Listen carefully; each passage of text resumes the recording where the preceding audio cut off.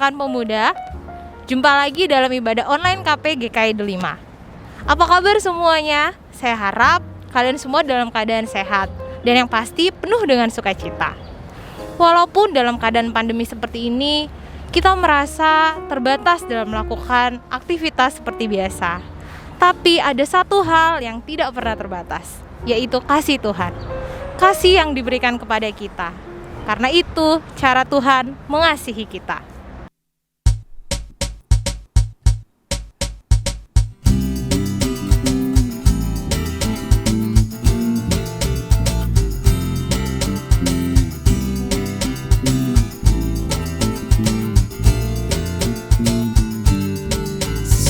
Seindah siang disinari terang, cara Tuhan mengasihiku.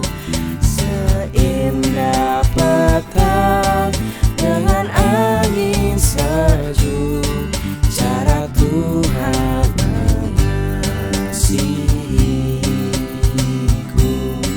Tuhanku lembut dan penyayang, dan aku mengasihi Dia. Kasih-Nya besar, agung dan mulia, cara Tuhan mengasihiku.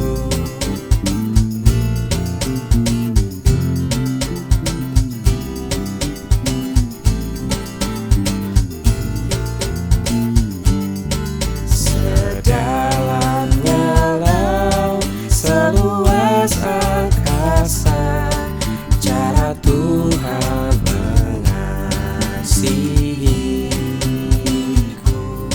Seharum kembang yang tetap semerbak, cara Tuhan mengasihiku.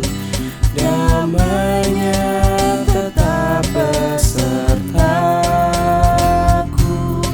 dan surga pengharapanku. Hidupku tentram, ku nikmati penuh, cara Tuhan mengasihiku.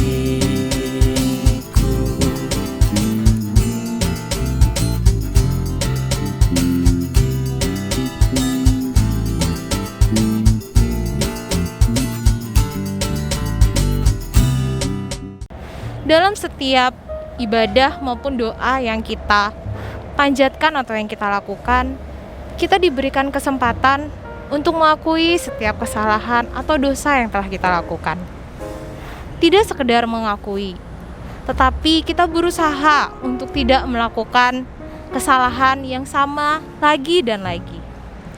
No turning back. Itulah tema kita hari ini. Mari kita belajar untuk tidak melakukan kesalahan yang sama lagi. Saya mau mengajak kita semua, mari kita mengaku setiap salah yang kita lakukan menyakiti hati Tuhan maupun sesama kita. Mari kita berdoa. Bapa kami yang baik, saat ini ya Tuhan, kami datang ke hadirat-Mu Tuhan.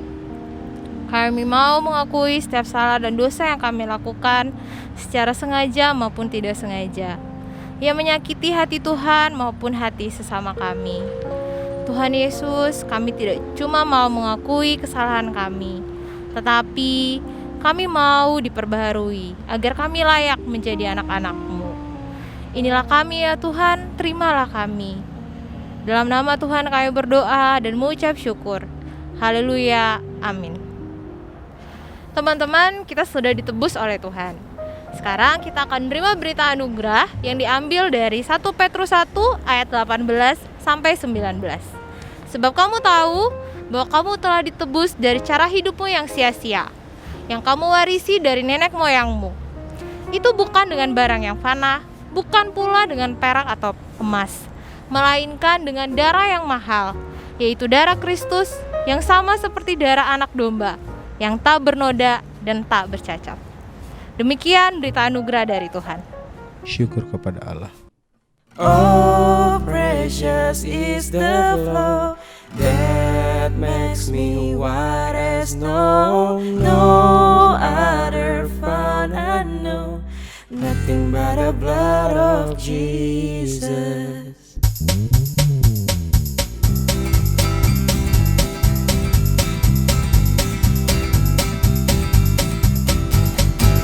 You've been to Jesus for the cleansing power. Are you washed in the blood of the Lamb? Are you fully trusting in His grace this hour? Are you washed in the blood of the Lamb? Are you washed in the blood, in the cleansing blood of the Lamb? Are your garments spotless? Are they white as snow? Are you washed in the blood of the Lamb?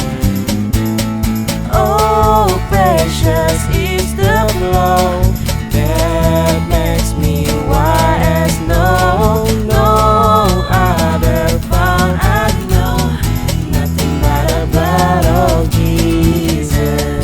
Nothing but the blood of Jesus.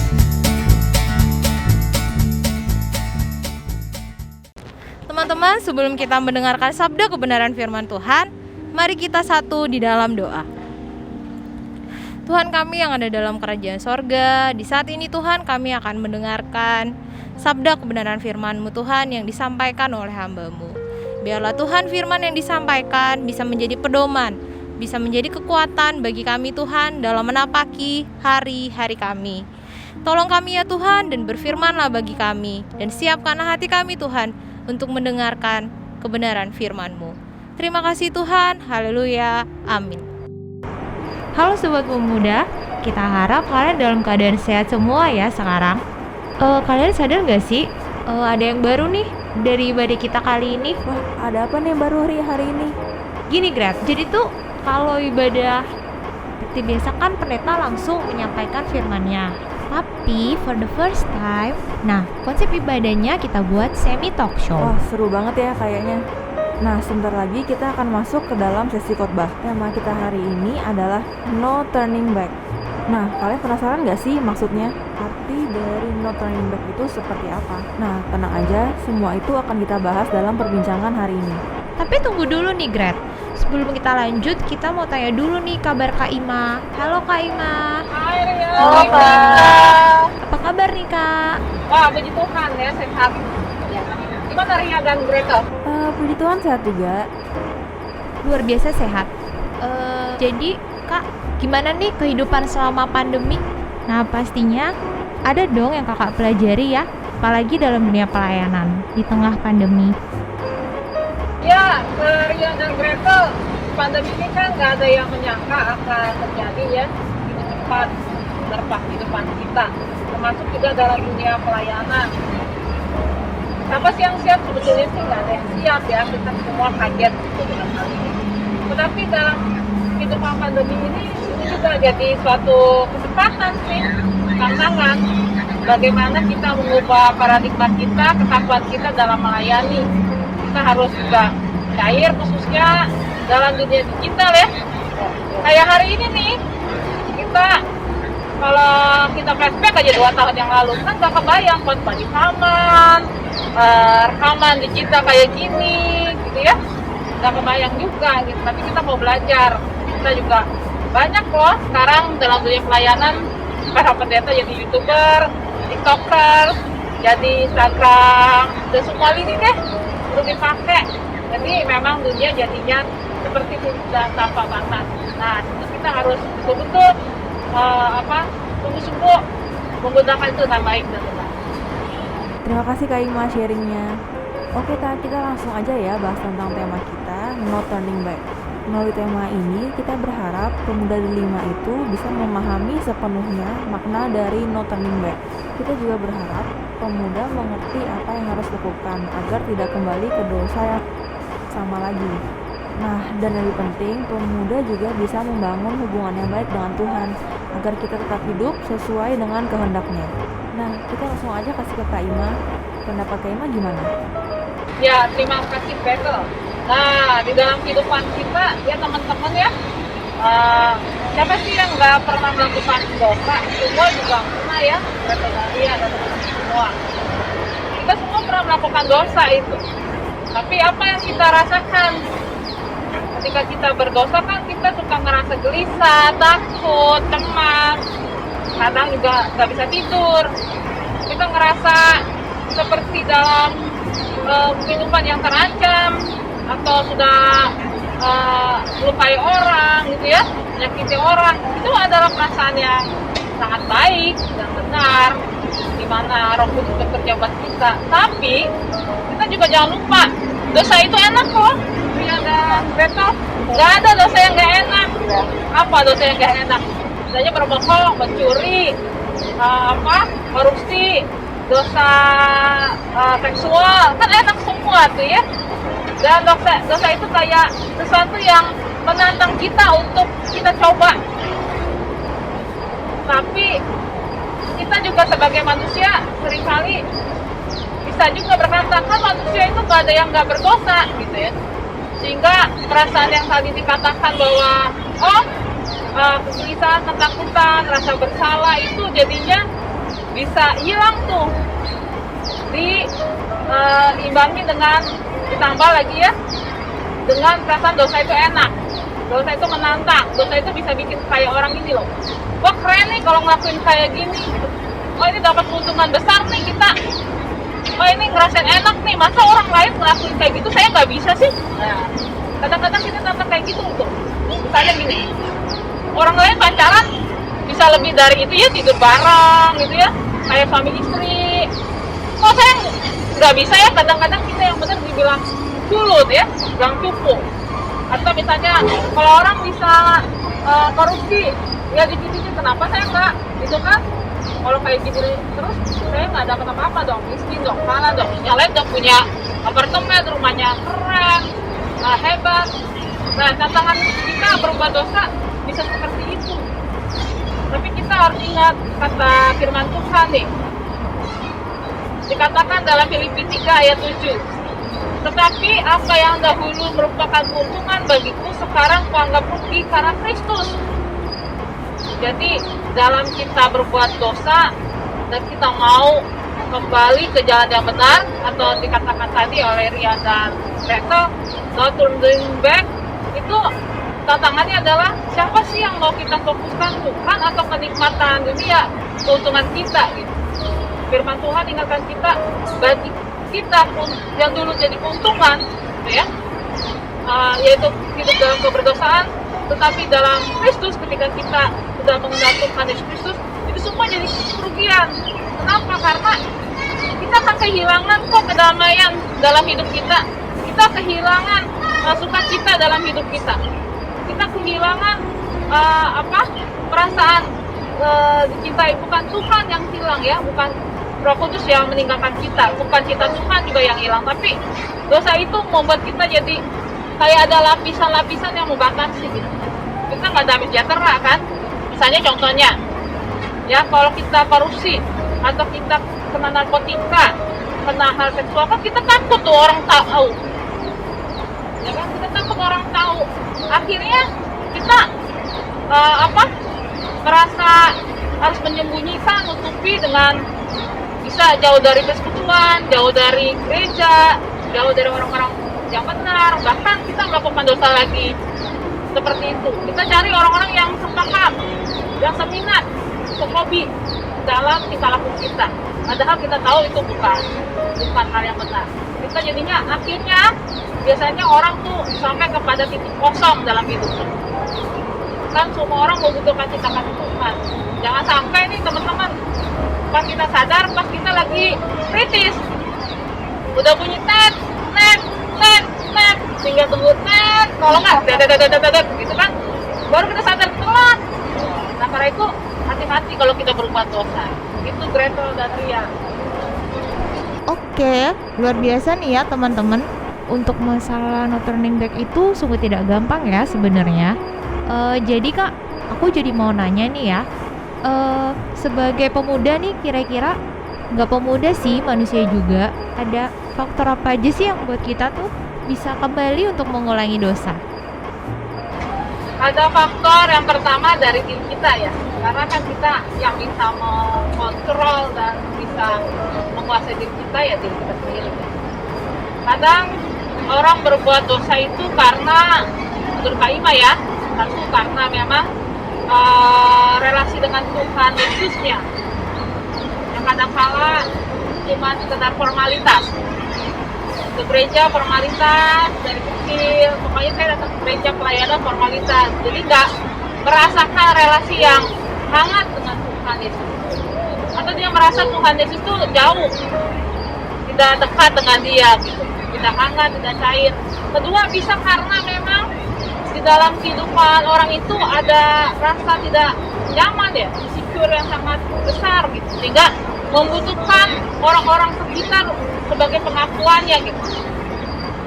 Jadi dia tuh kadang-kala bisa orang berbuat dosa supaya dia diakui, supaya dia diterima, supaya dia dianggap ya, dianggap jago, dianggap hebat, dianggap bisa. Dan ketika dia berelasi, ketika kita tidak nyaman dan tidak mencintai diri kita, tidak menerima diri kita sendiri gitu ya, akhirnya kita bisa proses. Saya temen sama Ria gitu ya, saya ya yang insecure gitu ya, jadi saya bisa ikutin gayanya Ria atau ikutin gayanya si A gitu ya, yang tidak benar gitu, tidak baik.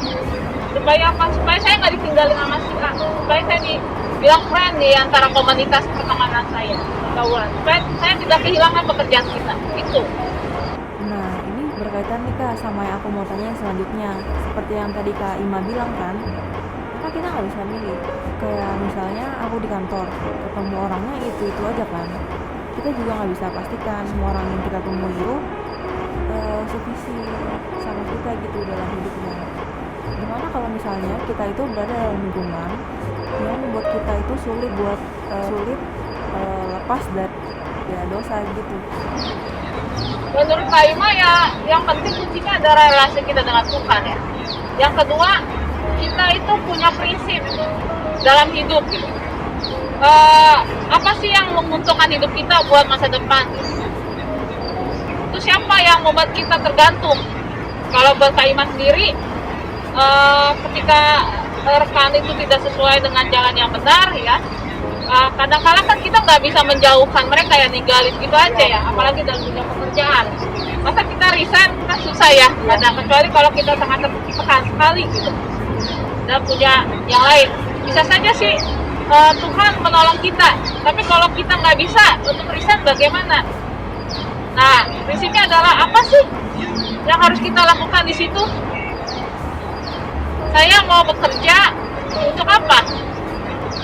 Kalau untuk mencari uang saja ya sudah, kita dapat duit, tapi kita jangan sampai prinsip hidup kita jual gitu, kita abaikan gitu. Memang resikonya kita kadang bisa dibenci orang gitu, tapi di sini kita bijak-bijak juga fokus kepada siapa kita menggantungkan hidup kita gitu. Orang atau teman yang seperti apa? Kalau buat saya sih, saya nggak perlu banyak teman, tapi saya perlu teman yang benar. Ya, jadi nggak perlu banyak teman, banyak pokok, cukup aja sedikit, tapi dia benar gitu. Supaya hidup kita juga benar. Yang kedua, saya nggak akan tinggalin Tuhan dalam relasi kehangatan dengan Tuhan Yesus gitu. Saya nggak pernah ngerasa nggak menciptakan image bahwa Tuhan jauh, tapi Tuhan selalu bersama dengan saya. Spotlight saya adalah Tuhan Yesus. Yang kedua adalah keluarga. Saya harus punya relasi yang hangat dengan keluarga gitu, walaupun tidak bisa, mungkin nggak semua orang punya keluarga yang hangat, tapi saya punya keluarga-keluarga yang memang mereka menopang dan jadi koridor hidup saya. Jadi kalau memang terlalu pahit, saya harus terus berbuat dosa, ya saya tinggalin. Saya cari pekerjaan lain, karena saya yakin Tuhan pasti kasih jalan untuk tempat bekerja yang lebih baik dan membuat saya bisa bertumbuh dalam hal menjadi berkat. Saya yakin Tuhan akan kirimkan orang-orang yang baik untuk jalan bersama saya jadi lebih baik. Oke Kak, jadi menurut Kakak sikap yang tepat yang harus kita ambil supaya kita tidak balik lagi dalam dosa itu apa? Sikap yang harus kita ambil supaya tidak balik dalam dosa adalah Yang pertama adalah kita harus lihat ya, apa yang saya butuhkan sih. Kalau buat saya sih, yang saya butuhkan adalah kedamaian. Yang saya butuhkan dalam hidup adalah bahwa saya merasa bernilai. Dan saya tanya pada diri saya, apakah betul apa yang saya lakukan itu membuat saya jadi nyaman dan damai. Yang kedua adalah bagaimana supaya nggak balik lagi adalah saya tanya, Yesus itu hatinya Tuhan mau kemana gitu. Karena itu dari awal saya bilang harus ada relasi yang sangat baik dengan Tuhan Yesus. Ya, saya dan ketiga adalah kita harus kadang-kala memang harus ini loh, berani memotong gitu, berani dengan tegas, enggak, saya nggak mau. Berani ambil keputusan. Iya, berani ambil keputusan. Ketika kita tahu bahwa kita berjalan dengan Tuhan Yesus dan tahu bahwa tujuan hidup saya apa yang saya butuhkan, langsung cut gitu. Kalau enggak nanti kan terlalu tenggelam, terlalu jauh gitu. Kalau Tuhan kasih kesempatan buat kita, kalau enggak bagaimana? Ya kalau kita sudah rugi besar-besaran bagaimana? Dalam kehidupan enggak juga. Kalau dosa itu enak di awal memang. Di awal enak, lalu udah pertengahan begitu menantang, tapi setelah kita terbuai hancur semuanya. Yang hancur itu bukan kita doang, tapi orang-orang kita ya, keluarga. Kalau kita nanti dalam dosa itu ada anak-anak kita juga kan kita tinggalkan kita tinggalkan torehan yang sudah baik dalam hidupnya, padahal bukan mereka yang Baik Kak. Jadi nih Kak, setelah semua yang udah Kakak sampaikan ya, saya tuh ngeliat kadang ya setelah kita melakukan dosa, kita justru merasa malu. Kita enggan untuk memperbaiki hubungan lagi dengan Tuhan. Menurut Kakak bagaimana nih cara kita menyikapi itu? Ya, setiap kita pasti ada rasa malu ya, nggak ada berasa ya. Tapi kita harus lihat dulu, ya, nggak berasa. Tuhan kita tuh, Yesus itu seperti apa sih? Apakah dia adalah Tuhan Yesus yang mempermalukan anak-anaknya? Kan enggak. Sebetulnya Tuhan Yesus itu sangat berharap ya kita kalau berbuat dosa itu datang padanya. Dia tuh sangat pengen seperti bapak yang baik ya. Ketika anaknya jatuh, dia pengen tuh namanya dipanggil. Dia pengen ketika anak itu jatuh, dia datangin. Dia pengen tangan anak itu merangkul dia lagi. Jadi sebetulnya kita nggak perlu malu sebetulnya sama Tuhan Yesus. Kalau Tuhan Yesus sedang menantikan kita. Ketika ada rasa malu, itulah pertanda yang baik untuk kita kembali kepada Tuhan. Aku ada satu pertanyaan terakhir sih. Sekarang kita lagi ada di era digital gitu. Semua serba digital, ibadah, sekolah, bahkan kerja pun meeting kadang pakai online. Gimana sih pemuda itu menyikapi perkembangan teknologi agar tidak jatuh ke dalam dosa? Kayak contoh simpelnya aja nih, kayak aku kan udah nggak kuliah. Cuman aku lihat mungkin, aku mikirnya kalau orang masih kuliah terus ujian, itu kan ada kemungkinan buat gampang banget untuk nyontek gitu, tinggal hubungin pun jadi. Dari hal simpel seperti itu, gimana sih seharusnya kita menyikapi perkembangan teknologi itu? Ya, di zaman sekarang kan ada istilah bilang bahwa zaman sekarang tuh bukan out of box mestinya, tapi no box, nggak ada batas-batas, tapi kita ada di dalam frame. Dalam frame itu apa? Itu adalah koridor kita dan itu adalah nilai dari diri kita. Jadi kita itu adalah seperti apa yang kita pikirkan. Kita itu adalah hasil dari apa yang kita hasilkan. Di zaman digital ini kan tanpa batas. Bahkan dosa juga jadi tanpa batas. Kita nggak ngapa-ngapain disodorin gitu ya dalam dunia digital sekarang. Menarik sekali, pekerjaan iblis makin banyak celahnya dan caranya. Tapi kita harus punya ciri khas.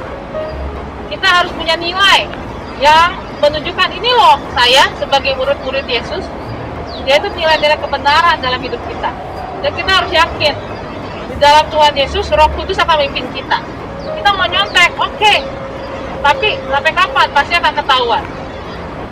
Kita mau bohong, oke. Tapi sampai kapan? Pasti akan ketahuan. semua dosa akan ketahuan. Karena kebenaran nggak bisa ditutupin, dia akan menemukan jalannya sendiri. Karena itu kita yang harus tentukan nilai kita apa, kekasan kita apa gitu. Kekasan saya sebagai pendeta apa karakternya. Ria, Gretel, teman-teman yang lain juga punya kualitas nilai seperti apa, supaya ketika di dalam dunia kita sekarang mereka akan yakin loh, oh ini ternyata memang punya nilai yang berkualitas sebagai murid Yesus. Gak kaleng-kalengan lah, ya gak abal-abalan dalam kehidupan ini. Gitu. Karena itu jangan takut sebetulnya. Bikin nilai, bikin prinsip dalam hidup kita, dan kita mau bahwa di dalam dunia kita ini kita terus jadi berkat dalam hidup. Oke Kak, thank you banget nih ya buat sharingnya kali ini. Iya, oke, jadi Kak, setelah semua yang sudah kita dapat, berarti kita tuh sebagai pemuda memang harus punya prinsip dan berani untuk buat keputusan ya. Melihat semua yang di sekeliling kita yang membuat kita tergoda atau apapun, kita memang harus teguh iman. Untuk itu benar kata Kak Ima, relasi sama Tuhan itu penting. Gitu guys kira-kira. Ya gitu ya Grat ya. Kalau yang kayak sekarang ada tadi, aku itu adalah kita kan gak bisa mengontrol atau itu jangan bisa mengontrol orang lain. Kita jaga adalah berarti prinsip kita dan relasi kita sama Tuhan. Iya. Oke deh, Kak, untuk menutup khotbah hari ini dan talk show kita hari ini, ada nggak Kak poin penting yang mau Kakak sampaikan? Mungkin 1 atau 2 poin yang mau Kakak sampaikan. Kita harus ingat bahwa teman-teman semua, kita ini ciptaan Tuhan yang luar biasa, seturut gambar dan rupanya Allah, yaitu Tuhan Yesus Kristus. Karena itu jangan pernah sia-siakan, jangan pernah kotori hidup kita dengan keberdosaan kita. Apalagi kita legitimasi dengan kata-kata kita itu manusia pasti berdosa.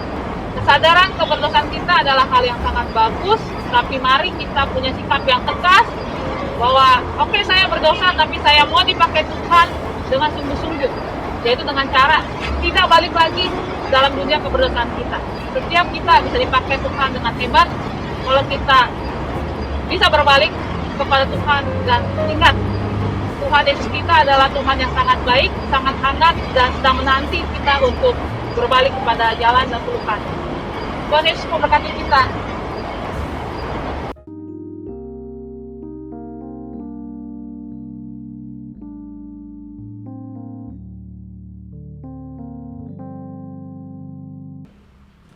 Marilah kita mengikrarkan pengakuan iman percaya kita seturut dengan pengakuan iman rasuli.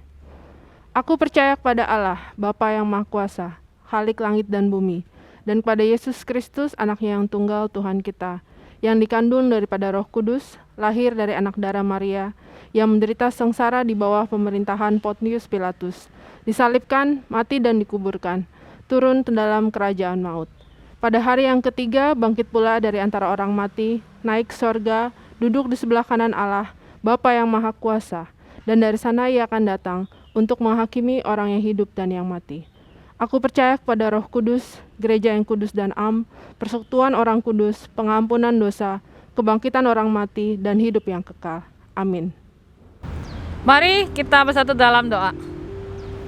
Tuhan Allah yang luar biasa, dalam Yesus Kristus kami bersyukur untuk semua anugerah Tuhan di masa sekarang. Setiap kami boleh dipakai Tuhan untuk menjadi anak-anak Tuhan yang memberkati dan terus setia dalam Tuhan. Dalam kehidupan ini, baik di dalam kerjaan kami bersyukur Tuhan. Kami berdoa juga untuk setiap teman-teman kami yang sedang rindu untuk mendapatkan pekerjaan, yang sedang bergumul dalam dunia pekerjaan mereka. Kiranya Tuhan bukakan jalan yang terbaik. Kami berdoa untuk kesehatan kami Tuhan. Kami mengingat mereka yang sedang sakit, sedang berjuang juga untuk mengatasi COVID-19 ini. Tuhan juga yang mengurapi dengan hikmat penyertaan Tuhan, dan semua tenaga kesehatan juga Tuhan sertai. Kami berdoa ya Tuhan untuk kehidupan negara kami Tuhan. Ada banyak tantangan dalam kehidupan ini. Kiranya Tuhan memakai kami untuk menjadi anak-anak Tuhan yang boleh melakukan kedamaian, kesatuan dalam negara kami, dan kami boleh semakin menyebarkan cinta kasih dalam kehidupan ini. Dan setiap orang yang Tuhan tempatkan dimanapun dalam kehidupan di negeri ini Tuhan, dan di luar dari negeri ini kiranya Tuhan urapi juga. Tuhan, kami berdoa untuk kondisi bumi ini, kiranya dengan masa-masa sekarang kami disadarkan bahwa kami tantang untuk melestarikan kehidupan, membangun warisan yang lebih baik bagi generasi kami yang akan datang. Urapi kami dengan perubahan kehidupan dan pola hidup kami dalam sehari-hari untuk mencintai bumi ini dan juga hidup dengan tidak sembarangan Tuhan. Terima kasih Tuhan, dalam Yesus Kristus kami berdoa. Amin. Allah senantiasa menyertai kita dan melimpahkan damai sejahtera-Nya bagi kita. Dengan penuh syukur, marilah kita bawa persembahan kita kepada Tuhan. Firman Tuhan yang mendasari persembahan kita hari ini tertulis dalam 1 Tawarik pasal 16 ayatnya yang ke-29 demikian. Berilah kepada Tuhan kemuliaan namanya, bawalah persembahan dan masuklah menghadap Dia. Sujudlah menyembah kepada Tuhan dengan berhiaskan kekudusan.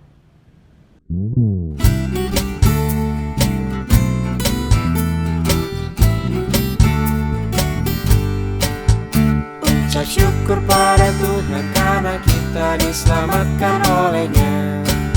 Senandungkan lagu baru, senandungkan lagu baru bagi-Nya.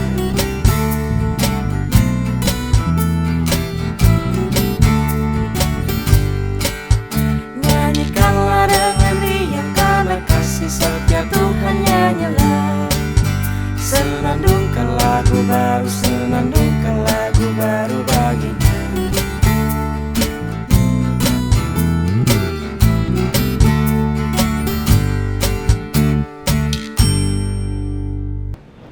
Mari kita bersatu di dalam doa. Bapa kami yang di surga, kami mengucap syukur Tuhan atas berkat dan penyertaan-Mu dalam kehidupan kami. Kami bersyukur bahwa pada masa-masa seperti ini kami masih bisa mengalami persekutuan dengan saudara-saudara kami seiman. Pada hari ini kami membawa persembahan syukur kami ke hadapan-Mu Tuhan. Kiranya apa yang kami bawa ini dapat dipergunakan untuk pekerjaan-Mu, baik di tempat ini di gereja kami maupun di masyarakat sekitar kami. Terima kasih Tuhan, dalam nama anak-Mu Tuhan kami Yesus Kristus, kami sudah berdoa dan mengucap syukur. Amin. Keputusan yang kita ambil untuk kembali ke jalan Tuhan tidaklah mudah. Begitu banyak cara iblis membuat kita semakin jauh dari Tuhan. Untuk itu, kenakanlah cara hidupmu yang baru dan tanggalkanlah cara hidupmu yang lama. Firman Tuhan, jadi siapa yang ada di dalam Kristus, ia adalah ciptaan baru. Yang lama sudah berlalu, sesungguhnya yang baru sudah datang. 2 Korintus 5 ayat 17. Tibalah kita di penghujung ibadah ini, kita akan kembali ke kehidupan kita masing-masing. Untuk itu teman-teman, buatlah keputusan untuk tidak mengulangi dosa yang sama lagi. Dan yang pasti, jangan lupa untuk libatkan Tuhan dalam setiap keputusan yang kau ambil. Karena hanya di dalam Tuhan, kita dimampukan untuk diperbaharui.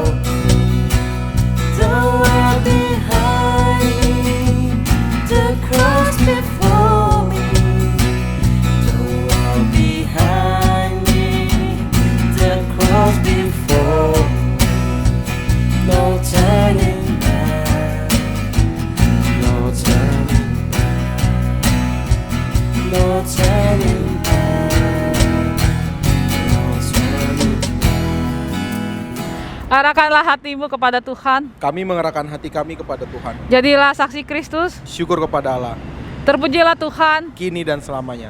dan terimalah berkat dari Tuhan.